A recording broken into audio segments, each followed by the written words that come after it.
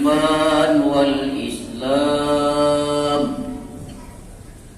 وجعله رحمة للأنام إلى خير ما يرام أشهد أن لا إله إلا الله وحده لا شريك له الملك العلام وأشهد أن سيدنا ونبينا محمدا عبده ورسوله رحمة للعالمين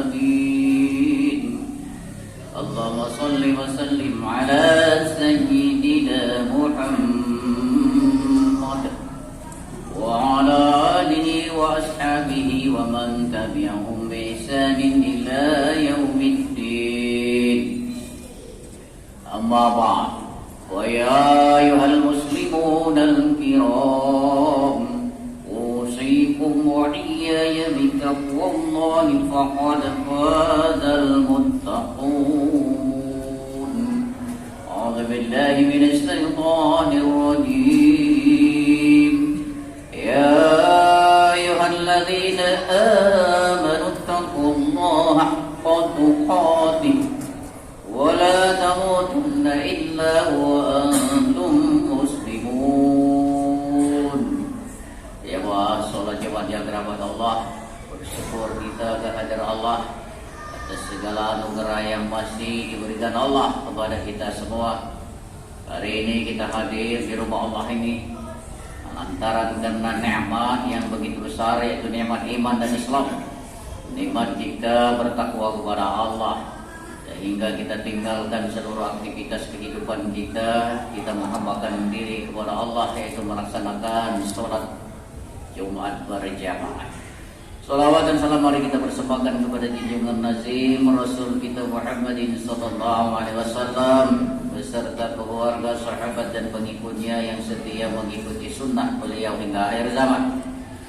Jamaah salat Jumat yang dirahmati Allah, melalui mimbar Jumat hari ini sebagai khotib, saya berwasiat mari kita tingkatkan ketakwaan kita kepada Allah. Takwa dalam arti yang sebenar-benarnya, takwa dalam arti yang sesungguhnya, takwa dalam arti yang sebenarnya kita sanggup menjalankan segala perintah-perintah Allah dan kita berupaya meninggalkan sekecil apapun larangan Allah. Oleh karena itu kita perhatikan apa yang difirmankan Allah. A'udzubillahi minasyaitonir rajim. Wa tazawwadu fa inna khairaz zadi taqwa wattaquni ya ulil albab. Berbekalah kamu dan sebaik-baik bekal itu bekal takwa. Bertakwalah kamu karena kamu telah diberi akal.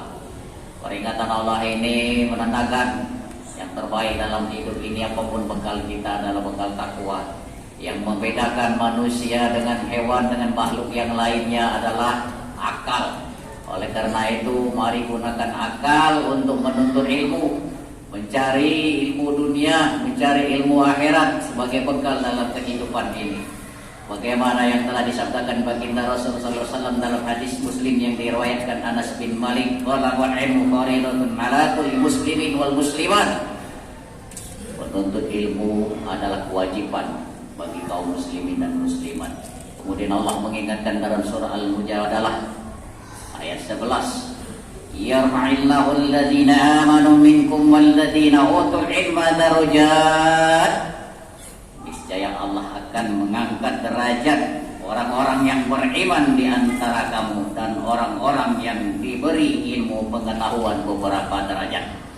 Peringatan Allah ini menunjukkan bahwa pentingnya kita menuntut ilmu. Karena kita lihat apa yang dinasihatkan oleh Hujjatul Islam, yaitu Imam Al-Ghazali dalam kitab beliau Hidayatul Hidayah yang disyarahkan oleh Imam Nawawi. An-nasu salasun, bahwa manusia itu prinsipnya mempunyai 3 kriteria atau mempunyai 3 tipe. Yang pertama masalul riza, manusia seperti atau seumpama makanan. Apa yang dimaksudkan manusia seperti makanan? Yaitu manusia itu dibutuhkan setiap waktu oleh manusia yang lainnya.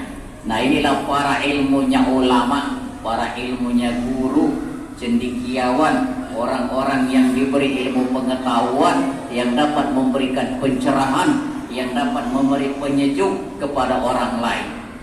Apa dasarnya? Allah pertama memerintahkan di dalam Al-Quran itu adalah Iqra, baca.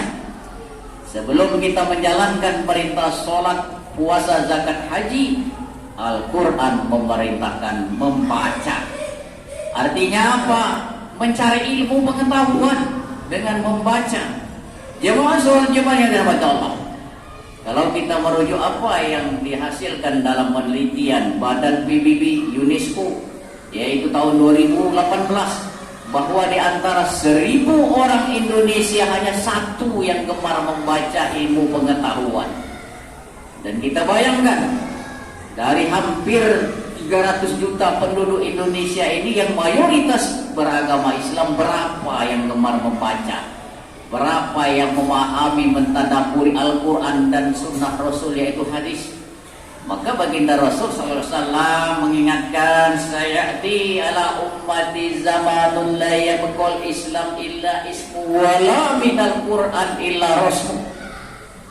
Nanti akan sampai di akhir zaman, di akhir masa, umat Islam itu banyak tapi tinggal namanya saja.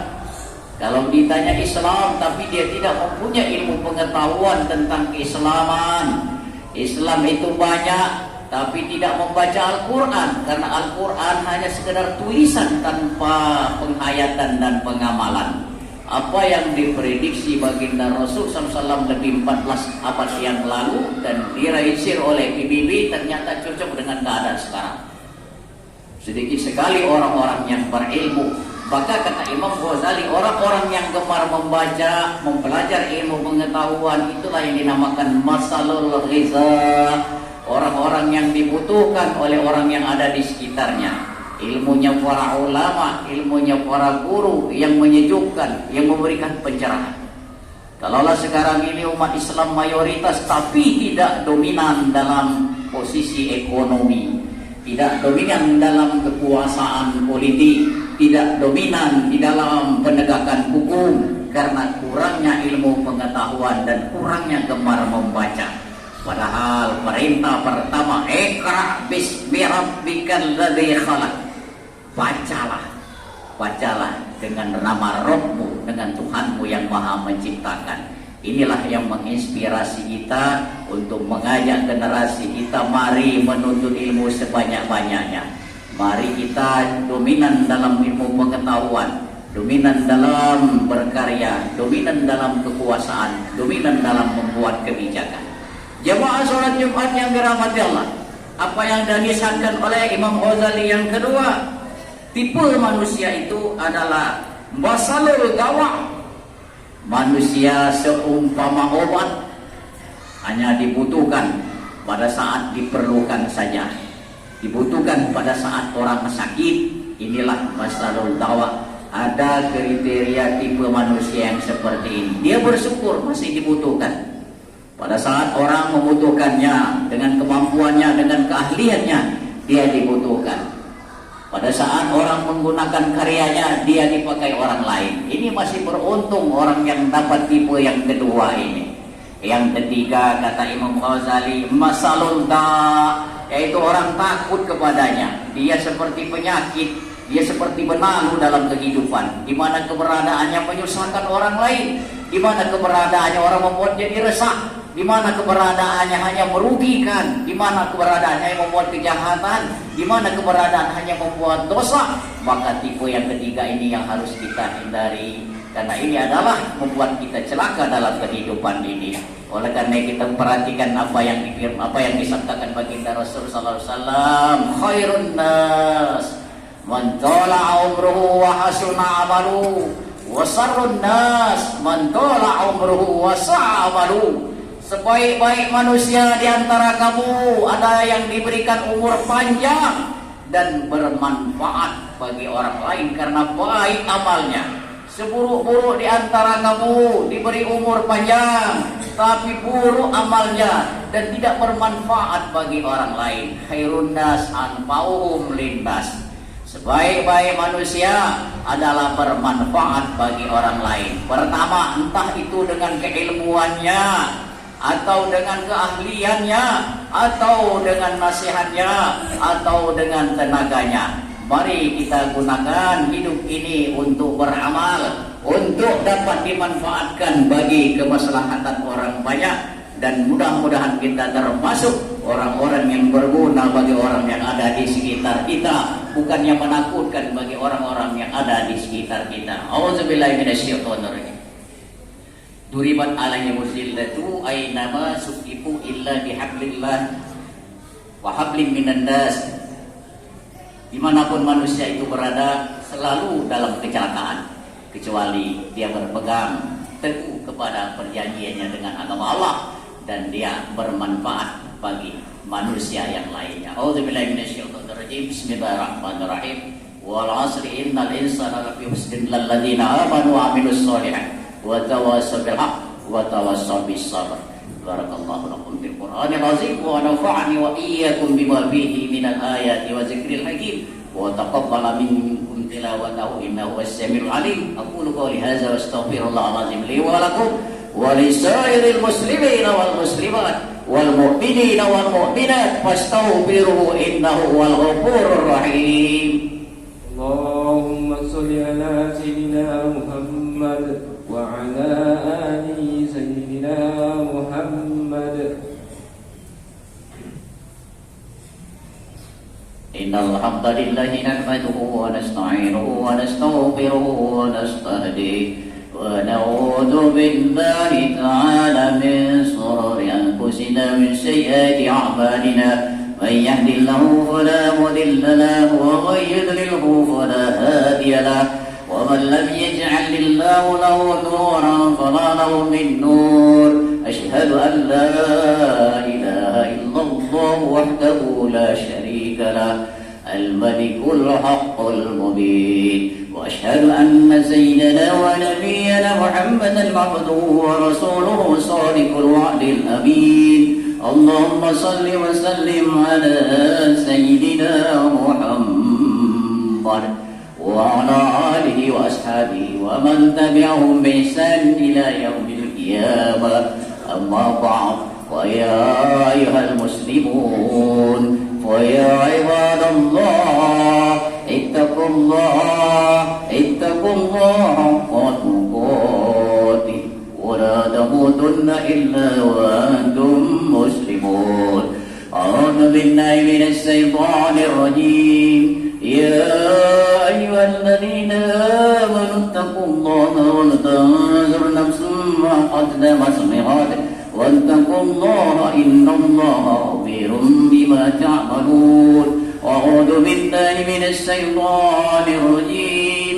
إن الله وملائكته يصلون على النبي يا أيها الذين آمنوا صلوا عليه وسلموا تسليما.